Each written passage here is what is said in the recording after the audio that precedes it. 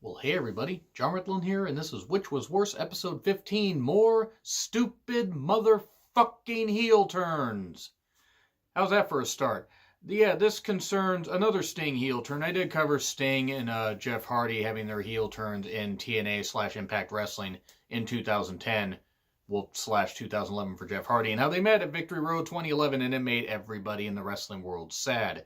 This one is going to flash back for... let's be honest, a pretty rough time in WCW. They decided to turn Sting heel in 1999, fall of 1999. No one fucking asked for that. And then they decided to turn Goldberg heel shortly after his, comeback from injury in 2000. Which also nobody fucking asked for. And I wonder who was responsible for the Goldberg heel turn. It was Russo. But let's take a look at this. Now, this one may not be too long of a video since... I really don't want to get a fucking headache from being all angry, but let's take a look at which one was really goddamn bad. So start off with Sting's heel turn. Let's be honest, by 1999, WCW was spiraling the fuck out of control. Sting had been embroiled in various feuds and not really all that much. He was involved in a pretty damn good match at Spring Stampede 1999 in a four-way to crown a new champion. Well, actually, it was Ric Flair as champion, but three guys had a chance to become champion. It was Sting versus Ric Flair, the champion, DDP and Hulk Hogan, Randy Savage as a special guest referee, in the Tacoma Dome. Yes, Washington used to actually get fucking wrestling pay-per-views. Imagine if we could get another one. Maybe All Elite Wrestling will bring one in. Who the fuck knows?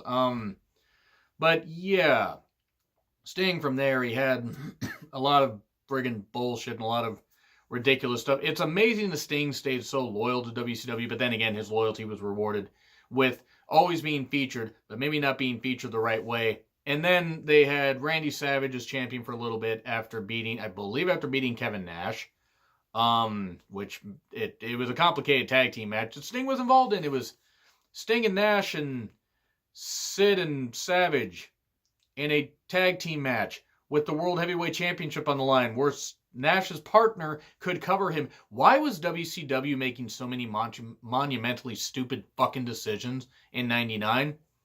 It's almost like I'm going to cover this stuff sometime later this year in retro reviews. Wait, that's exactly what I'm going to fucking do. But anyway, Sting from there, involved in a lot of bullshit.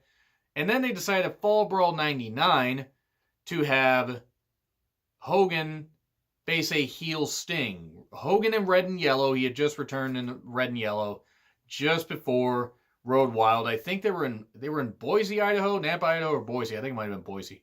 But it was in Idaho, and it was in a six-man. It was Hogan, Goldberg, and I think it was Goldberg, Hogan, and Sting against Sid, Rick Steiner, and Nash. And I love Rick Steiner, but one of those is not like the other.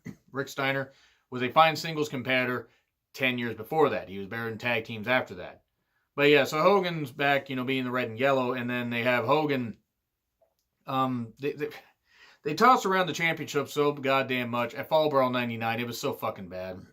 Nobody wanted to boo Sting. They tried to make Sting all heelish, using the bad, being all dirty tactics, and it didn't fucking work. And it didn't fucking work because nobody fucking believed that he was gonna, nobody wanted to boo him. Nobody wanted to boo Sting. And then they did more bullshit at Halloween Havoc 99, where they had Hogan in street clothes come down, whisper something to Sting, and lay down, and then Sting pinned him. So yeah, now Sting's the world champion. And why was... This was, I believe, the first pay-per-view where Russo was, in charge, at least in charge of the booking. God forbid they actually put him in charge of the company. Could you imagine how fucked up things would have... It got pretty fucked up, even though by that point the AOL Time Warner merger was about to happen. It was going to take a year to effectively happen. But, so I really think anybody that was booking probably would have just fucked things up. But this was bad, and then Sting lost to Goldberg. And in another heel turn thing, even though the title wasn't on the line, and then the title was vacated and then put up in a tournament, and Sting was then back feuding with Lex Luger, who was a heel, I believe, at Starrcade 99, if I recall correctly. So Sting's back to being a face. Not even 3 fucking months after turning heel. And then was, feuded with various people, did a whole bunch of ridiculous stuff, feuded with Vampiro, in a Human Torch match, which was weird. I actually liked their feud, but apparently Sting wasn't the biggest fan of it. I mean, I don't know. That's what I heard. But that was disappointing. So yeah, Sting's heel turn that nobody fucking asked for. What was the worst of it? Pretty much every fucking thing.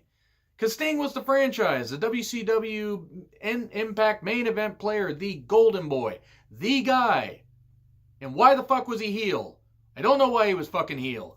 Now let's get to Goldberg's heel turn. So let's go with Goldberg being champion back at, Goldberg being champion to Starrcade 98. Then he has that match with Scott Hall, where they did the shock stick thing, the all that. They had, which was really bad, because it's a bad thing to have Goldberg, who wasn't exactly all that skilled, be on a fucking ladder, and Scott Hall, who was probably inebriated, I mean, I know he's clean now, but still, it was pretty bad, with a cattle prod on a ladder. And then Nash got beat by Goldberg at Spring Stampede 99, so Goldberg got his win back. And then nothing really good happened after that. Goldberg did become champion, but then that title got, held up.